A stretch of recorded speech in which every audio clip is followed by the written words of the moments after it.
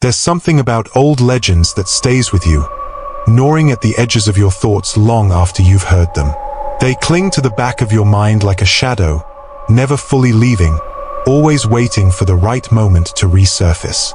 For the residents of Cedar Hollow, the legend of the Goat Man is one of those stories. A tale so deeply ingrained in their collective memory that even the skeptics avoid the bridge after sundown. It's not a story that begins with a single event or even a clear timeline. Instead, it's a patchwork of whispers and warnings, stitched together over generations, each thread carrying its own weight of fear.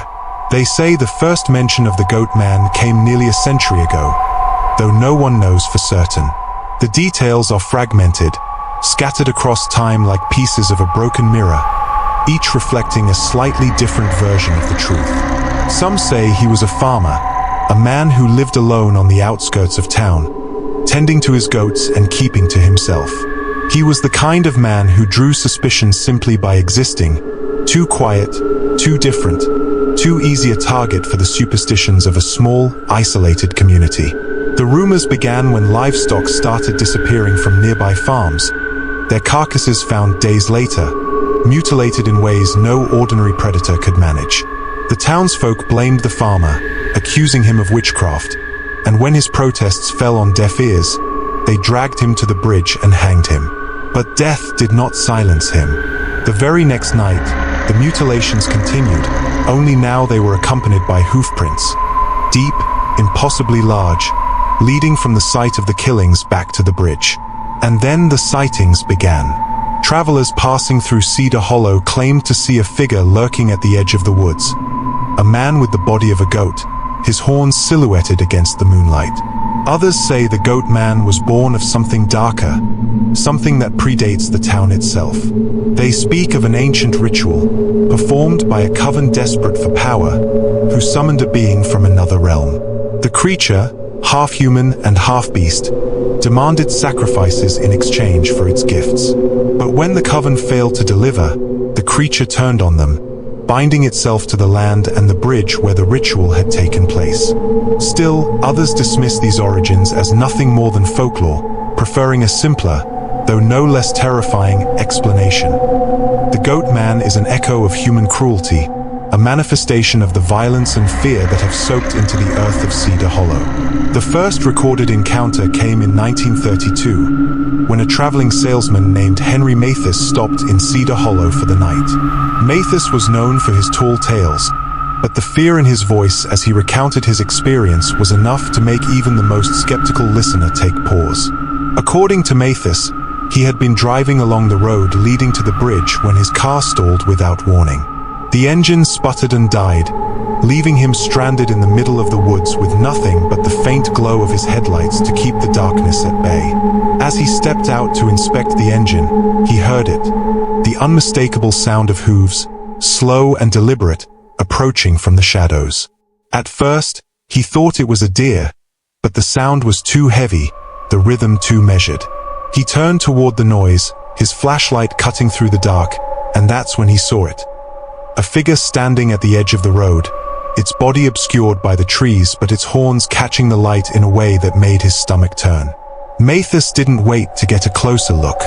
He climbed back into his car, locked the doors, and prayed. Moments later, the hooves grew louder, circling the vehicle, and then came the voice, a low, guttural whisper that called his name. When the sheriff found Mathis the next morning, he was still in his car, shaking uncontrollably, the name Goat Man scrawled across his windshield in the fog of his breath. By the 1960s, the legend had taken on a life of its own. Teenagers dared each other to cross the bridge at night, armed with flashlights and bravado. Most returned with nothing more than spooky stories to tell, but a few came back changed, their faces pale and their eyes haunted. One group, in particular, left a mark on the town's collective memory. It was the summer of 1967, and 5 friends set out to spend the night at the bridge, determined to prove the legend was just a myth. They brought beer, sleeping bags, and a tape recorder, planning to capture evidence of the Goat Man, or the lack thereof. The recording was found the next morning, lying in the grass near the bridge. The first few minutes were filled with laughter and joking, the crackle of the fire, and the distant chirping of crickets. But then the tone shifted. "Did you hear that?" one of them asked, his voice tinged with unease. The group fell silent, and the recorder captured the faint sound of hooves, growing steadily louder. "It's probably just a deer," another voice said, though he didn't sound convinced. The laughter faded, replaced by whispers and then silence, save for the rhythmic clatter of hooves. And then came the voice, distorted, inhuman, and unmistakably calling their names. The tape ended abruptly, and when the sheriff arrived, he found no sign of the teenagers. Their tents were shredded, their belongings scattered, and the grass stained with something dark and unidentifiable. Over the years, the Goat Man's legend grew, fed by sightings and whispers that refused to fade. Hunters spoke of finding fresh hoofprints in the snow, leading to nowhere. Campers claimed to hear voices calling to them from the woods, only to find themselves alone. And hikers reported seeing a figure standing in the distance, watching, always watching. By the 1980s, the bridge had fallen into disrepair, its wooden planks warped and splintered, its beams covered in claw marks and graffiti. The town of Cedar Hollow, already in decline, seemed to wither under the weight of its own history. Stores closed, families moved away, and those who stayed avoided the bridge at all costs. For the few who dared to speak of the Goat Man, their warnings were clear. Do not cross the bridge at night. Do not answer the voice in the woods. And whatever you do, don't look him in the eyes. In recent years, the legend has found new life on the internet, with thrill-seekers and paranormal enthusiasts flocking to Cedar Hollow in search of the Goat Man. Videos claiming to show the creature have gone viral, their grainy footage and distorted audio only adding to the mystery. But for the people of Cedar Hollow, the Goat Man is no viral sensation. He is a reminder of something they'd rather forget, a shadow that hangs over their town like a storm cloud. And for those who dare to seek him out, the warnings remain the same. Turn back before it's too late. The town of Cedar Hollow sits at the edge of the forest like a secret waiting to be uncovered. The trees loom close to its borders, their shadows stretching across cracked streets and dilapidated homes. It's the kind of place that seems forgotten by time, where the air feels heavier and silence holds a peculiar weight. For the people who live here, Cedar Hollow isn't just a town. It's a place with a past that never quite lets go. The legend of the Goat Man is woven into the fabric of Cedar Hollow, whispered in hushed tones and avoided in polite conversation. For generations, the townsfolk have learned to live with the unspoken rule. Don't go near the bridge after dark. It's a rule so deeply ingrained that it's rarely questioned, a warning passed from parent to child like a bedtime prayer. But not everyone listens. In the last month, Cedar Hollow has been gripped by a new wave of fear.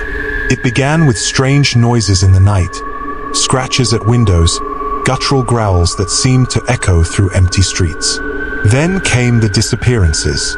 Livestock vanished from farms, their remains found days later, torn apart in ways no predator could manage. And then there was Matthew Johnson. Matthew was 10 years old, a quiet boy with a love for exploring the woods near his family's property. When he didn't come home one evening, his parents assumed he'd lost track of time. But as night fell and Matthew still hadn't returned, panic set in. The search party found his bike near the old bridge, lying on its side as if it had been dropped in a hurry. There were hoofprints in the dirt, impossibly large, leading from the bike into the woods. But of Matthew, there was no sign. His mother swore she had heard his voice calling to her from the trees that night, faint and desperate. But when she ran outside, the woods were silent. The incident with Matthew sent ripples of unease through the town, reigniting the whispers that had never truly faded. At the diner, where locals gathered over coffee and pie, the conversation always seemed to circle back to the same question. Was it the Goat Man? Sheriff Paul Mason, a practical man with little patience for superstition, dismissed the talk as nonsense. "We're dealing with a wild animal," he told reporters. "Probably a bear or a coyote. There's no such thing as the Goat Man. But his words did little to calm the growing fear. It was into this uneasy atmosphere that Emily Warren arrived. A journalist with a reputation for debunking urban legends, Emily had spent years chasing the stories most people dismissed as fantasy. She prided herself on her ability to separate fact from fiction, to find the truth buried beneath layers of fear and exaggeration. The viral video of the Goatman Bridge had caught her attention. A grainy clip of a shadowy figure emerging from the woods, its horns gleaming in the moonlight. It was the kind of story that drew clicks and attention, and Emily saw an opportunity to uncover the truth. But as she drove into Cedar Hollow, she couldn't shake the feeling that this story was different.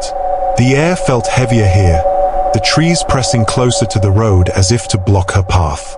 Emily's first stop was the Cedar Hollow Diner, a small, weathered building with a flickering neon sign.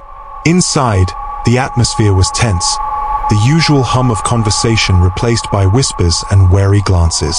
She approached the counter, where a woman in her 60s with a name tag reading Linda was pouring coffee. "You're not from around here," Linda said, her tone more cautious than curious. "Just passing through," Emily replied. "I'm a journalist. I'm looking into the Goatman legend." The room fell silent. Every pair of eyes turned toward her, and for a moment, Emily thought she might have said something offensive. Linda set the coffee pot down with a sharp clink. "You'd best leave that alone," she said. "Some stories are better left untold." Despite the chilly reception, Emily managed to find a few locals willing to talk, mostly younger residents who were less bound by the weight of tradition. They told her about the bridge, the sightings, and the strange occurrences that had escalated in recent weeks. "It's not just the bridge," one young man said, his voice low. "It's the whole forest. There's something wrong with it. You can feel it when you're out there, like you're being watched." An elderly woman named Mrs. Hargrove provided the most chilling account. She invited Emily into her modest home, where the walls were lined with old photographs and the air smelled faintly of lavender. "When I was a girl," Mrs. Hargrove said, "my brother and I used to play near that bridge. My mother always warned us not to stay out past dark, but we didn't listen. One evening, we heard our father calling us from the woods. At least, we thought it was him. But when we got home, he was sitting on the porch. He hadn't left the house all day." Emily's pen paused over her notebook. What happened next? Mrs. Hargrove's eyes grew distant. "My brother was never the same after that. He wouldn't talk about what he saw, but he wouldn't go near the woods again, either. And at night, he'd wake up screaming, saying the Goatman was coming for him." The more Emily learned, the more she felt the weight of the legend pressing down on her. The stories weren't just campfire tales. They were woven into the very fabric of Cedar Hollow. She decided to visit the bridge herself, hoping to find something, anything, that would explain the fear that gripped the town. She arrived just before dusk, the forest bathed in the golden light of the setting sun. The bridge was smaller than she expected, its wooden planks weathered and warped, the beams covered in graffiti and claw marks. Emily crouched to examine the marks, her fingers brushing over the deep grooves in the wood. They were too precise, too deliberate to be the work of animals. As she stood, she noticed something else. A hoofprint in the dirt near the edge of the bridge. It was large, almost too large, and pressed deep into the earth as if whatever had made it was impossibly heavy. Emily's heart raced as she took a photo, her mind racing with possibilities. But before she could take another step, she heard it. Her name whispered faintly from the trees. She froze, her breath catching in her throat. The voice was soft, almost familiar, but something about it felt wrong, like a recording played at the wrong speed. "Emily." The voice came again, louder this time, and she turned toward the sound, her flashlight cutting through the gathering darkness. The trees seemed to shift and sway, their shadows stretching like claws across the ground. She saw nothing, but the feeling of being watched was overwhelming. Gathering her courage, Emily took a step toward the woods, her camera ready. And then, just as quickly as it had come, the voice stopped. The forest fell silent, the only sound the faint rustle of leaves in the breeze. Emily backed away from the edge of the bridge, her pulse racing. She didn't know what she had heard, but one thing was certain: the stories were real. And whatever was out there wasn't finished with her. Emily Warren's hands trembled as she reviewed the photos she'd taken at the bridge. The hoofprint in the dirt, the deep claw marks on the beams, and the eerie stillness of the forest. They all pointed to something far beyond the bounds of normal explanation. But it was the voice that haunted her the most, soft and familiar, yet carrying a wrongness she couldn't articulate. The stories she'd gathered from Cedar Hollow swirled in her mind. The disappearing boy, the gutted livestock, the whispered warnings to avoid the woods at night. All of it painted a picture of fear rooted deep in the town's history. And yet, Emily couldn't walk away. Whatever was lurking out there wasn't just a legend, it was real. And she was determined to find it. The next morning, Emily sat in her motel room, her laptop open to the files she had collected. News clippings about disappearances, grainy photos of hoofprints, and first-hand accounts from locals filled the screen. Her mind raced as she pieced together a timeline, looking for patterns. It wasn't long before a knock at the door interrupted her thoughts. Michael Jennings, the woodsman she'd met the day before, stood on the threshold. His weathered face carried a seriousness that made Emily's stomach tighten. "You went to the bridge last night, didn't you?" he asked, stepping inside without waiting for an invitation. Emily nodded. "I saw something, or heard something. I'm not sure." Michael sighed, his hands fidgeting with the brim of his hat. "You shouldn't have gone alone. The goat man, he doesn't like being disturbed. If he knows you're looking for him, he'll come to you." Despite Michael's warnings, Emily convinced him to guide her deeper into the woods. The stories she'd heard pointed to an old trail near the bridge, overgrown and forgotten, that supposedly led to the goat man's lair. They set out just before noon, the sun casting dappled light through the dense canopy. Michael carried a hunting rifle, his steps cautious as he led the way. Emily followed close behind, her camera slung around her neck, every sense heightened by the oppressive stillness of the forest. "This trail hasn't been used in decades," Michael said, pushing aside a tangle of branches. "People say it's cursed, that if you follow it too far, you'll never come back." Emily tried to ignore the chill that ran down her spine. "Have you ever seen him?" she asked. Michael hesitated before answering. "Once. A long time ago. I was hunting near the bridge when I heard something following me. At first, I thought it was a deer, but the steps were too heavy. Then I saw him. Just a glimpse, a shadow between the trees, horns catching the light. I didn't stick around to get a better look." The trail grew narrower as they ventured deeper, the air colder despite the midday sun. The trees pressed closer, their gnarled branches clawing at the sky. Emily noticed strange markings carved into the trunks, symbols she didn't recognize, crude and jagged, as if etched in a frenzy. "What are these?" she asked, running her fingers over one of the carvings. Michael's face darkened. "I've seen them before. They're not natural. Some folks think they're part of a ritual, left by people trying to summon the goat man." As they moved on, the forest grew eerily silent. The usual sounds of birds and insects were gone, replaced by a suffocating stillness. Emily felt the weight of the legend pressing down on her, each step pulling her further into its grip. Hours passed before they stumbled upon an abandoned campsite. The tents were torn to shreds, their fabric hanging in tatters from the trees. Scattered belongings littered the ground, flashlights, empty cans, and a blood-stained notebook. Emily crouched to examine the notebook, her breath catching as she flipped through its pages.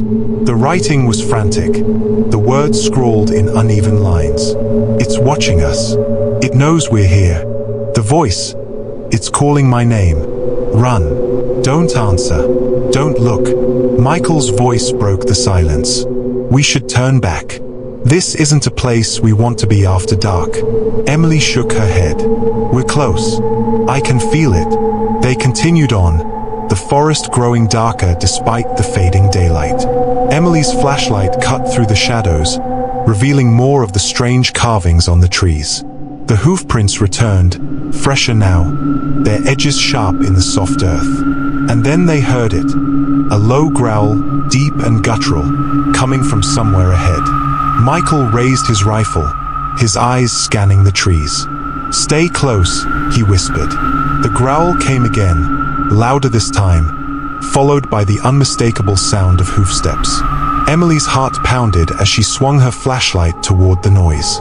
The beam caught movement, a flash of fur, the glint of horns, but whatever it was disappeared before she could focus. "It's him," Michael said, his voice barely audible. The forest erupted into chaos. The growl turned into a roar, shaking the ground beneath their feet. The hoofsteps surrounded them, echoing from all directions. Emily spun in circles, her flashlight darting from tree to tree, but the shadows seemed alive, shifting and closing in around them. "Emily." The voice was clear, cutting through the cacophony. It was her mother's voice, soft and soothing, calling her name from the trees. "Emily, it's me. Come here." She froze, her flashlight trembling in her hand. The voice was so familiar, so comforting, but something about it felt wrong. "Don't listen," Michael shouted, grabbing her arm. "It's not real." But the voice persisted, growing more desperate, more insistent. "Emily, please, I need you." She felt her feet moving before she realized what she was doing, drawn toward the sound like a moth to a flame. Michael yanked her back, his grip firm. "Look at me," he said, his eyes wide with fear. "It's not your mother. It's him. He's trying to lure you in." The growl returned, louder than ever, and the figure emerged from the shadows. It was massive, its horns nearly touching the branches above. Its eyes glowed a fiery red, and its body was covered in matted fur, its legs ending in massive, cloven hooves. Emily felt a scream rise in her throat, but it caught in her chest as the creature locked eyes with her.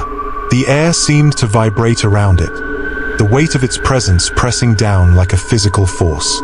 Michael fired his rifle, the sound shattering the stillness, but the creature didn't flinch. It took a step forward, its growl reverberating through the forest. "Run!" Michael shouted, shoving Emily toward the trail. She stumbled, her legs moving on instinct as she sprinted through the trees. The growl followed her, the sound of hoofsteps pounding the earth behind her. The voice came again, calling her name, but she forced herself to ignore it, her mind racing with terror. She didn't stop until she burst into the clearing near the bridge, her lungs burning and her heart threatening to explode. She turned, expecting to see the creature behind her, but the woods were still. Michael emerged moments later, his face pale and his hands trembling. "Did you see it?" he asked, his voice barely above a whisper. Emily nodded, her body shaking. "It's real. The goat man is real." Emily Warren sat on the edge of her motel bed, staring at her trembling hands. The events of the day played over and over in her mind. The guttural growl, the glowing red eyes, the massive figure emerging from the shadows. It had been real, far more real than she could have ever imagined. The goat man wasn't just a myth. He was there, in the woods, watching, hunting, and she had seen him. The blood-stained notebook from the abandoned campsite lay open on the bedside table. Its frantic scribbles seemed to pulse with urgency, the words echoing in her mind. "Run. Don't answer. Don't look." Emily knew she couldn't leave Cedar Hollow, not yet. She needed answers, no matter how dangerous the search might be. The following morning, Emily met Michael at the diner. His usual calm demeanor was gone, replaced by an edge of fear that mirrored her own. He had seen the goat man too, and the reality of it had shaken him to his core. "I told you we shouldn't have gone into those woods," Michael said, his voice low as he glanced around to ensure no one was listening. "That thing, it's not just some creature. It's something else, something worse." Emily leaned closer. "I need to know what we're dealing with." You've lived here your whole life. There must be someone who knows more.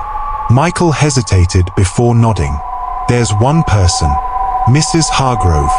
She knows more about the Goat Man than anyone else in town. But she's not going to be eager to talk. Later that afternoon, Emily arrived at Mrs. Hargrove's modest home on the outskirts of town. The elderly woman greeted her with a wary expression, her sharp eyes scanning Emily as though weighing her intentions. "You've seen him," Mrs. Hargrove said, her tone leaving no room for doubt. Emily nodded. "I need to understand what he is. What's happening in this town?" Mrs. Hargrove sighed, motioning for Emily to follow her inside. The house was filled with old photographs and knickknacks, but what caught Emily's attention was a small altar in the corner, adorned with candles and what appeared to be protective symbols. "The Goat Man isn't just a legend," Mrs. Hargrove began, settling into a worn armchair. "He's older than this town, older than the bridge. He's been here for generations, long before my grandparents settled in Cedar Hollow." She explained that the land itself seemed cursed, steeped in darkness and blood. Long ago, before the bridge was built, a coven had used the area for their rituals. They summoned something, a being from another realm, half man, half beast, to serve them. But they lost control of it, and the creature broke free. The Goat Man was born of those rituals, Mrs. Hargrove continued, her voice steady despite the weight of her words. "He's not a spirit or an animal. He's something else, something that feeds on fear and despair. And once he knows your name, he never forgets." Emily's heart pounded as Mrs. Hargrove's words sank in. "Is there any way to stop him?" The old woman hesitated, then nodded slowly. "The altar, the one they used in the rituals. It's still out there, deep in the woods. That's where he's strongest, where he's bound. If you can destroy it, you might be able to weaken him." Emily felt a flicker of hope, but it was quickly overshadowed by fear. Returning to the woods meant risking another encounter with the Goat Man, and this time, she might not escape. Determined to end the nightmare, Emily and Michael prepared for their journey into the heart of the forest. They packed supplies, flashlights, rope, gasoline, and matches, anything that might help them destroy the altar. Michael brought his rifle, though he doubted it would do much good. As night fell, they set out along the same overgrown trail they had followed before. The forest was even darker this time, the trees pressing closer, their branches seeming to twist and reach like skeletal hands. The hoof prints returned, leading them deeper into the woods. Emily's flashlight illuminated more of the strange carvings on the trees, their jagged lines pulsing faintly in the dark. "These symbols," Emily said, tracing one with her fingers. "They look like some kind of protection, or a warning." Michael nodded grimly. "Either way, they're not working." Hours passed before they finally reached the clearing. At its center stood the altar, a crude stone structure covered in moss and streaked with dried blood. Surrounding it were more of the carvings, etched into the ground like a barrier. Emily's breath caught as she approached the altar. The air around it felt heavy, charged with a malevolent energy that made her skin crawl. "This is it," she said, her voice barely above a whisper. "This is where it all started." But before they could act, the growl returned, low and rumbling, shaking the earth beneath their feet. The Goat Man emerged from the shadows, his massive form illuminated by the moonlight.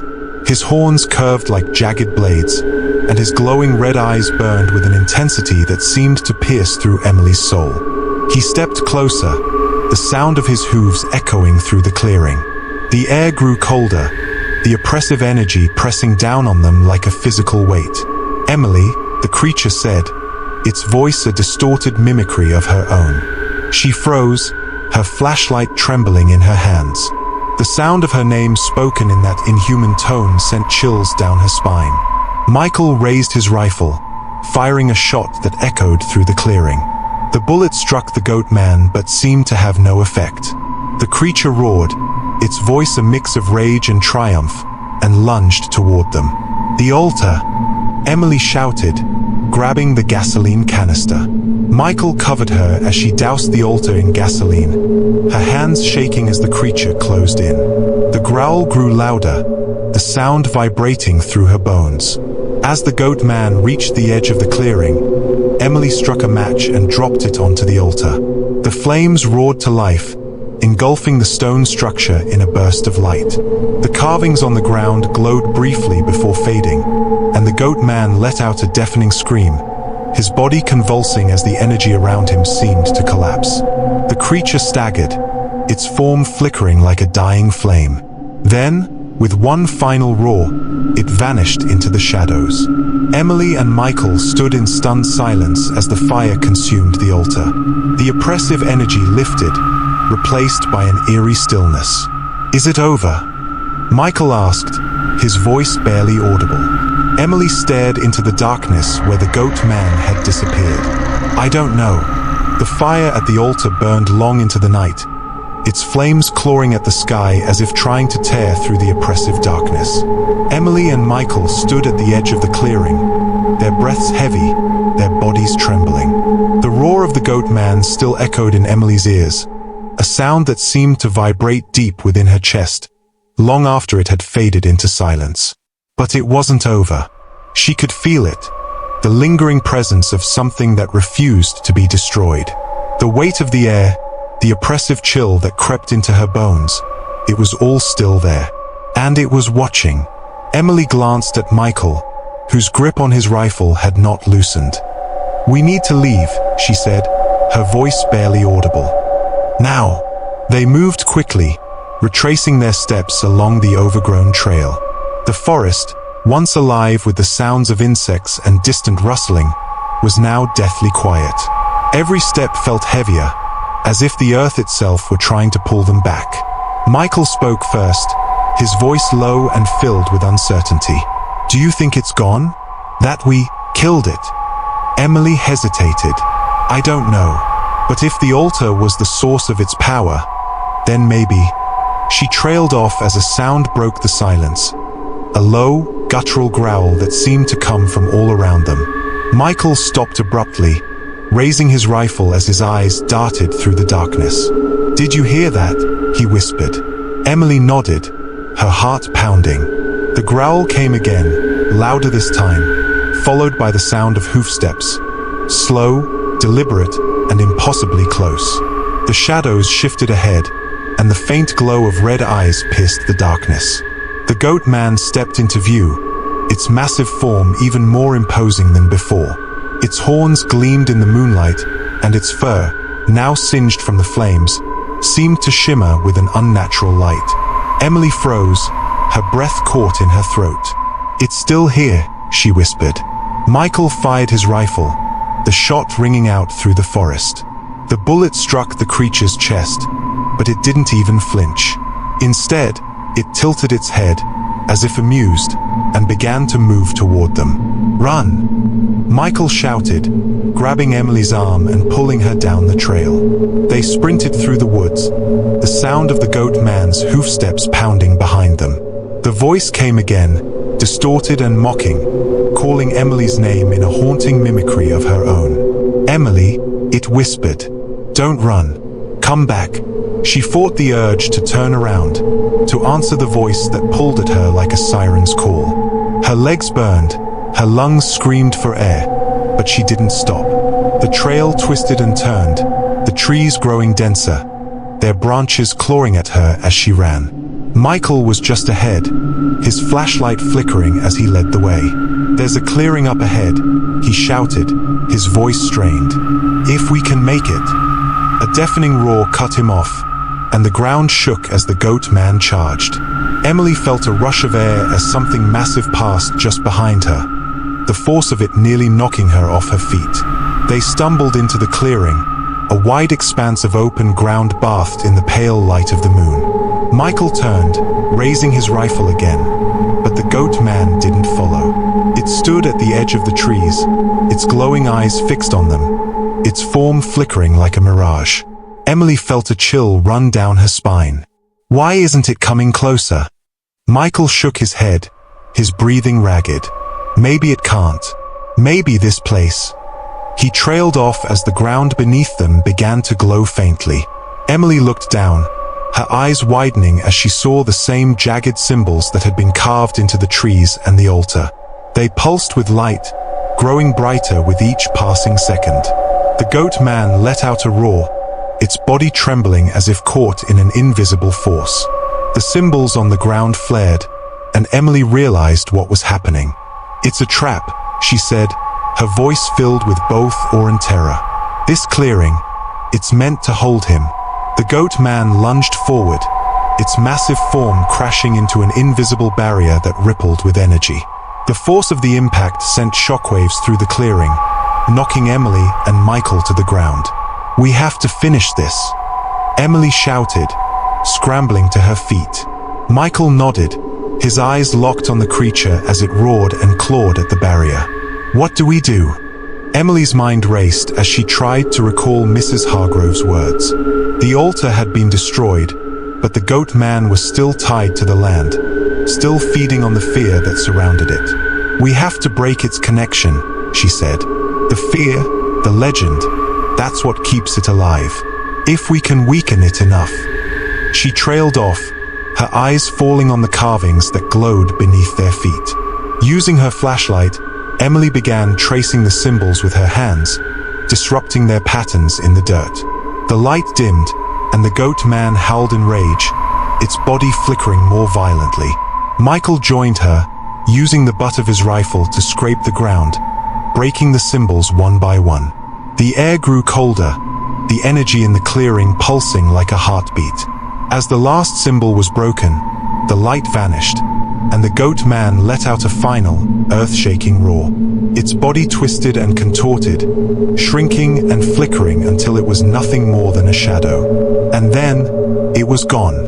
The forest fell silent, the oppressive weight lifting as if a great storm had passed. Emily and Michael stood in the clearing, their breaths heavy, their bodies trembling.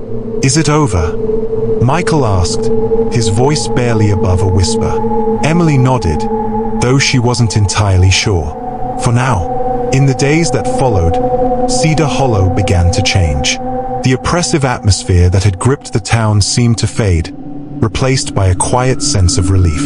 The stories of the goat man, once told in hushed whispers, began to fade into memory. Emily left Cedar Hollow, her work complete, but the experience stayed with her. The goat man was gone, but the weight of what she had seen, what she had felt, remained. Months later, as she reviewed her notes and photos, she noticed something chilling. In the background of one of her pictures, taken at the clearing, was a faint, shadowy figure. Its horns curved toward the sky, and its glowing eyes seemed to stare directly at her. Emily's phone buzzed with a notification. As she picked it up, the screen flickered with static, and a single word appeared. "Soon."